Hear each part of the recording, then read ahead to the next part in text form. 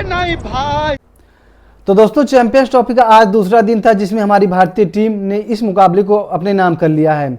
अगर हम पहले मुकाबले की बात करें तो पहला मुकाबला खेला गया था न्यूजीलैंड और पाकिस्तान के बीच में, लेकिन उसमें मेजबान पाकिस्तान को बुरी तरह से हार का सामना करना पड़ा। चैंपियंस ट्रॉफी का आज दूसरा दिन था जिसमें भारतीय टीम ने बांग्लादेश को हरा दिया है और 6 विकेट से इस मुकाबले को अपने नाम किया है। इस मुकाबले में भारतीय टीम को बांग्लादेश की टीम ने 228 रनों का टारगेट दिया था, जिसमें शुभमन गिल की शानदार पारी की बदौलत ही भारतीय टीम ने इस मुकाबले को अपने नाम किया है। अब दोस्तों अगर हम बात करें बांग्लादेश की तो एक समय ऐसा था जब उनका 35 रनों पर 5 विकेट गिर गया था, लेकिन उसके बाद उनके जो बल्लेबाज है तौहीद हिरदोय और जाकिर अली, इन दोनों खिलाड़ियों ने अपनी टीम को संभाला और एक अच्छे टारगेट, एक सम्मानजनक स्कोर तक लेकर गए। अब जब दोस्तों भारतीय टीम की बैटिंग करने की बात आती है तब भारतीय टीम के जो कप्तान हैं रोहित शर्मा, उन्होंने उसी अंदाज में शुरुआत की जिस अंदाज के लिए वो जाने जाते हैं। वो तेज तर्रार पारी खेलने के लिए जाने जाते हैं और स्टार्टिंग में ही उन्होंने तेज तर्रार पारी खेलना शुरू कर दिया था। और अगर हम रोहित शर्मा की बात करें तो उन्होंने 36 गेंदों पर 41 रनों की शानदार पारी खेलकर अपना विकेट गंवा देते हैं।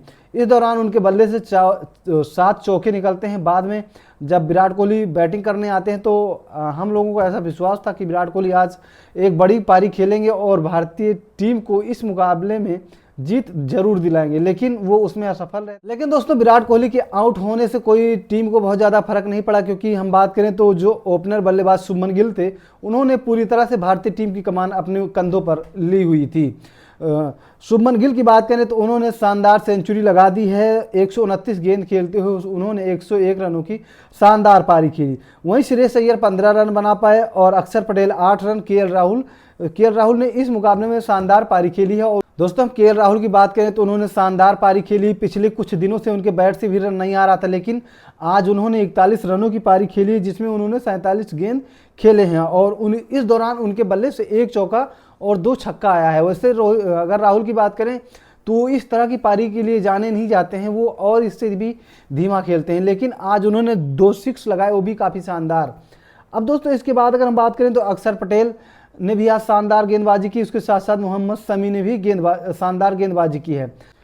तो दोस्तों ये रहा भारत और बांग्लादेश के बीच में जो खेला गया था मुकाबला, उसका स्कोर बोर्ड। अब इसके बाद हम चलते हैं सोशल मीडिया की तरफ, जहां हमारे और आप जैसे कई महारथी बैठे होते हैं और उनके द्वारा जो सोशल मीडिया पर कुछ मीम्स पोस्ट की जाती है वो मैं आप सभी के सामने लाने की कोशिश करता हूँ।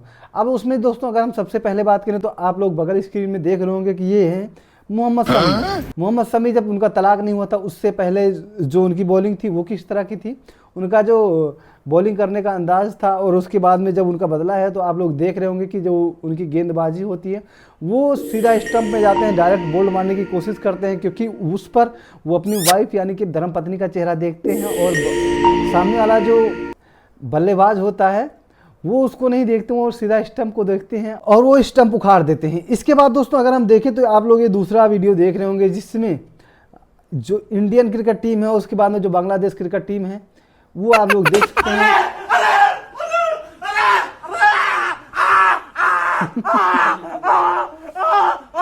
तो दोस्तों ये था कुछ। इसके बाद आप लोग देख रहे होंगे बाबर आजम क्या बोलते हैं भारतीय टीम की परफॉर्मेंस पर। ये मैं आपको बोल के नहीं सुना सकता, मैं आपको बगल में लगाया हूँ, आप लोग इसको पढ़ सकते हैं।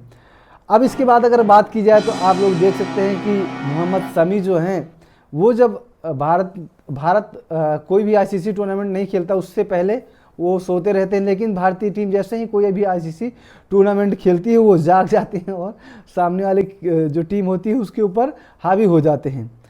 अब इसके बाद दोस्तों सबसे बड़ा अच्छी पोस्ट ये है जो आप लोग देख सकते हैं कि जिसमें रोहित शर्मा कहते हुए दिखाई दे रहे हैं, जो ये मीम्स है इसमें कहते हुए दिखाई दे रहे हैं, जो तुम्हारे आइडल हैं उनको सेट होने में लगता है उतनी बॉल में मैं सामने वाली जो टीम है उसकी जो पैंट हो गीली करके वापस आ जाता हूँ। अब मुझे इसमें समझ नहीं आ रहा कि रोहित शर्मा किसके लिए ये कह रहे हैं। अब आप लोगों को अगर पता हो कि किसके लिए ये कह रहे हैं तो आप लोग अपनी राय कमेंट में ज़रूर दे सकते हैं।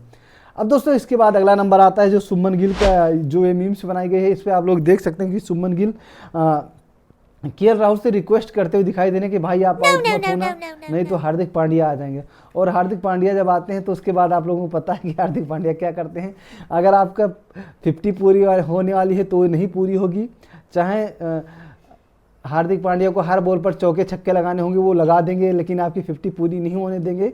और अगर आपकी सेंचुरी पूरी होनी है तो वो भी नहीं पूरी होने देंगे। क्योंकि दोस्तों अगर हम बात करें तो इस दर्द से कई खिलाड़ी गुजर चुके हैं, चाहे आप उसमें सुमन गिल को ही क्यों ना ले ले।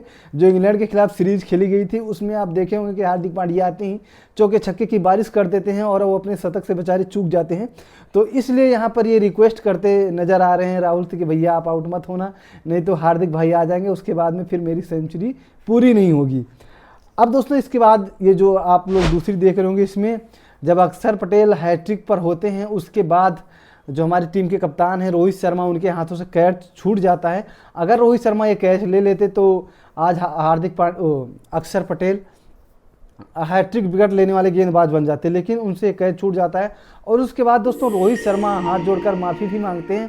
ऐसा बहुत कम देखा गया है कि कोई भी खिलाड़ी किसी भी गेंदबाज से इस तरह से माफ़ी मांगे कि भैया हमसे कैच छूट गया। लेकिन दोस्तों इसलिए रोहित शर्मा को ही महान खिलाड़ी और महान कप्तान बताया जाता है, क्योंकि उनका जो ये नेचर है, उनके जो व्यवहार है वो काफ़ी अलग है।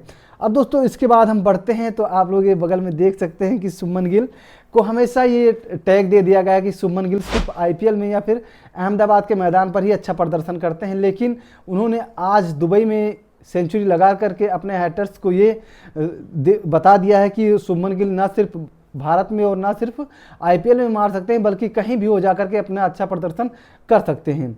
अब दोस्तों इसके बाद अगर हम बात करें तो आप लोग इस मीम्स में देख रहे होंगे कि जो पाकिस्तान की टीम है वो थर थर काँप रही है, क्योंकि भारतीय टीम ने आज बांग्लादेश के चारों खाने चित कर दिए हैं।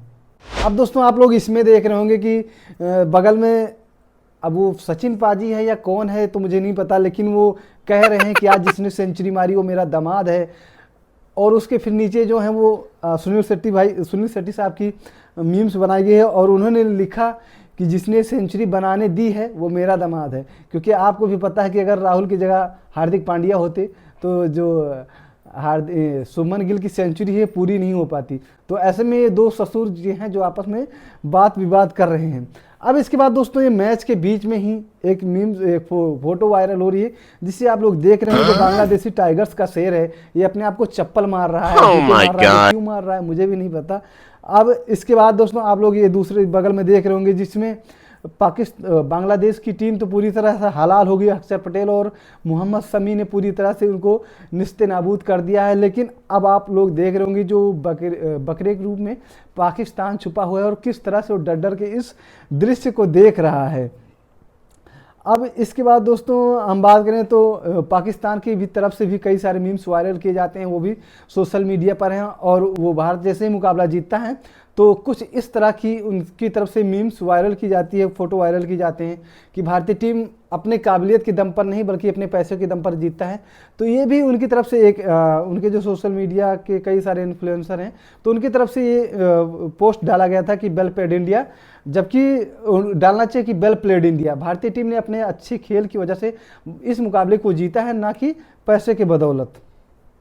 अब दोस्तों एक मीम्स ये भी वायरल हो रही है जिसमें आप लोग मेरे बगल में देख रहे होंगे, जिसमें शुभमन गिल कोने बरता रहे हैं और सामने बांग्लादेश के बॉलर्स हैं। आप लोग इस पर क्या राय दे सकते हैं कमेंट में जरूर दीजिएगा। अब दोस्तों मेरी लास्ट और अंतिम फोटो ये है जो आप लोग बगल में देख रहे होंगे, जिसमें विराट कोहली एक बार फिर से फ्लॉप साबित हुए। हालांकि दोस्तों अगर हम बात करें जब इंग्लैंड के खिलाफ उनके बल्ले से हाफ सेंचुरी आई थी तो हम सबके मन में ये भी विश्वास हो गया था कि विराट कोहली अब अपने पुराने अंदाज में लौट आए हैं। लेकिन आज की उनकी इस पारी के बाद हम सबको फिर एक बार से डर सता रहा है, क्या कहीं विराट कोहली फिर इसी तरह से लगातार प्रदर्शन ना करे। लेकिन फिर भी दोस्तों हम लोगों को पूरा विश्वास है वो विराट कोहली हैं, वो आने वाले दिनों में अच्छा प्रदर्शन करेंगे। वैसे भी विराट कोहली की बात करें तो बड़े मैच के बड़े खिलाड़ी माने जाते हैं। जैसा कि अभी हाल ही में जो 2024 में T20 वर्ल्ड कप खेला गया था उसमें वो लीग मैच में नहीं चले थे, लेकिन दोस्तों जब ज़रूरत पड़ी भारतीय टीम को फाइनल मुकाबले में तो वो वहाँ पर सबसे बड़े खिलाड़ी बनकर सामने निकल करके आए और उन्होंने भारतीय टीम के लिए एक बहुमूल्य पारी खेली थी। तो दोस्तों इन सब चीज़ों पर आप सभी की क्या राय है, आप लोग अपनी राय कमेंट में दे सकते हैं। और अभी तक आप लोगों ने अगर मेरा चैनल सब्सक्राइब नहीं किया तो प्लीज़ मेरे चैनल को सब्सक्राइब कीजिएगा। Thank you.